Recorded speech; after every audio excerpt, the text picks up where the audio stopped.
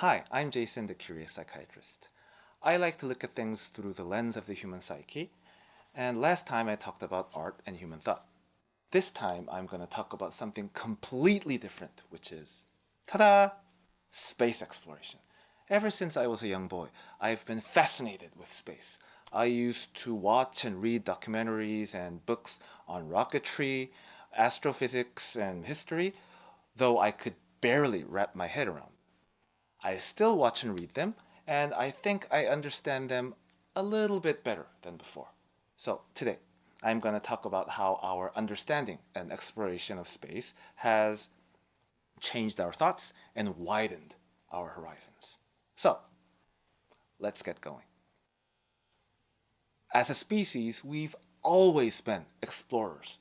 When presented with a frontier and a sign that says, no one's gone beyond this point, we've always wanted to. In fact, we've been unable to stop ourselves from going beyond that point.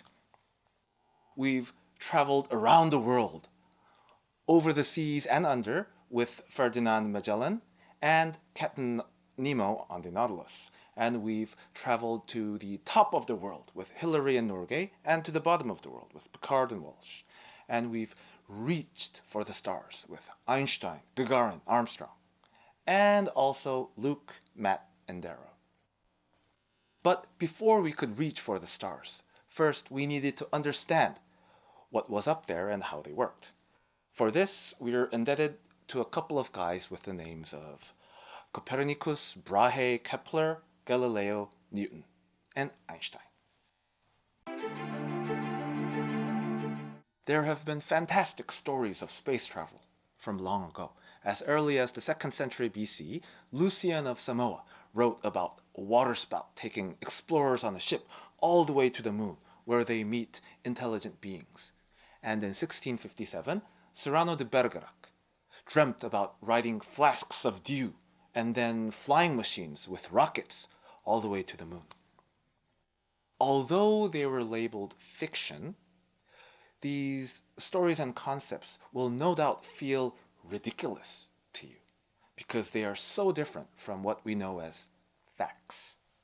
If we go into the details, first, they are not based on any scientific theories, as back then we didn't even know how to fly, much less go into space. And second, they are all limited to the moon because back then we didn't know what lay beyond it. Or rather, we knew what was beyond it, only what we knew was wrong. As can be seen in this picture, a mere 400 years ago, we knew that Earth was at the center of the universe, and Galileo was persecuted for saying otherwise, just as someone who says COVID-19 is a hoax might be. In fact, de Bergerac wrote his book only 24 years after Galileo was locked up at home.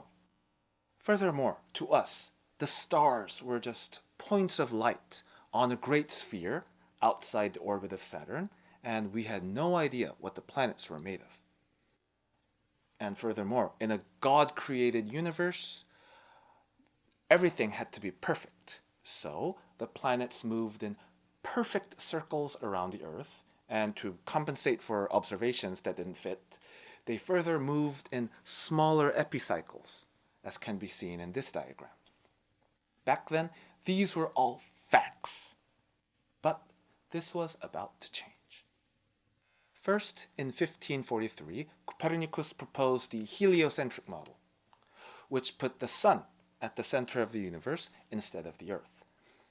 Back then, it was just a theory, but afterwards, Tycho Brahe, the great Danish astronomer, made what was until then the most exact measurements of the planets, which Kepler then used to put the sun at the center with more certainty and get rid of the epicycles and change the circles into ovals or ellipses. And around the same time, Galileo observed the moons of Jupiter and the phases of Venus, which further proved that geocentrism was not a fact. It would take some time to turn everyone around, but humanity was on track to form a clearer picture of the heavens. But we still didn't know why the planets moved as they did. Enter Isaac Newton. In 1665, the bubonic plague sent him home from school. And while he was at home, he probably wasn't hit by an apple, but seeing one fall from a tree probably led to his realization on gravity. It was a groundbreaking discovery.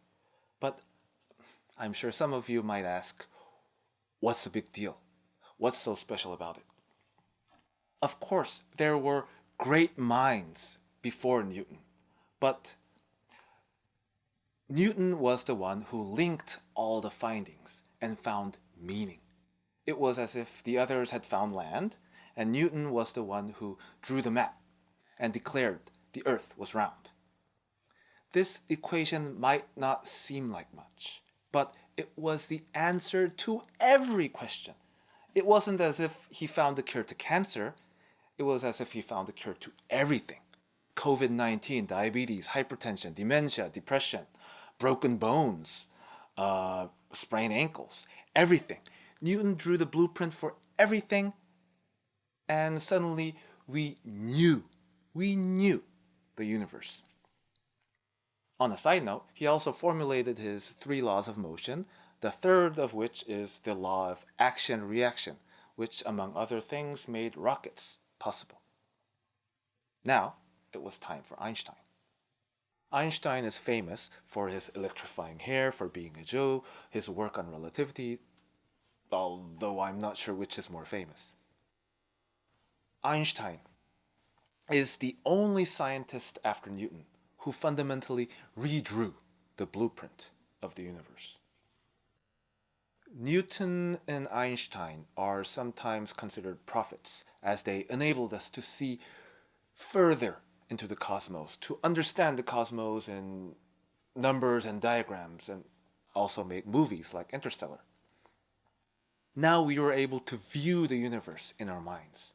Newton and Einstein had shown us the stars. This was an awfully big widening of our views. Now we could make plans to go there, and naturally, these plans first appeared in literature. In 1865, Jules Verne published From the Earth to the Moon and its sequel 4 years later. In the books, our protagonists construct a huge cannon and ride a projectile, which you can see in these illustrations, all the way to the moon, enter lunar orbit, and several adventures later, manage to come back safely to the Earth. Compared to today's fast-paced adventure novels, it's slightly tedious. But nonetheless, it's a good read, and it also shows how our views of the universe had changed. Instead of riding whirlwinds to the moon and meeting lunar beings engaged in war, our thoughts were much more realistic, from the methods used to get there to the details of the environment. It also showed that we knew what we had to do. Go really fast. Although we hadn't worked out the principles or had the technology yet. It also showed that we knew the moon and the planets weren't some mystical bodies made from fluff, but actual bodies made from ordinary matter, like the rocks in your backyard. We were now able to consider the cosmos as an extension of our surroundings. So now, we knew what was up there. It was time to make plans to go. And working out the principles and developing the technology, aka the planning, would take some time and the efforts of a lot of people, which we'll get into next week. So, next week I'm going to talk about how we made plans, how we actually went there, and how all of this changed our thoughts. Please stay tuned.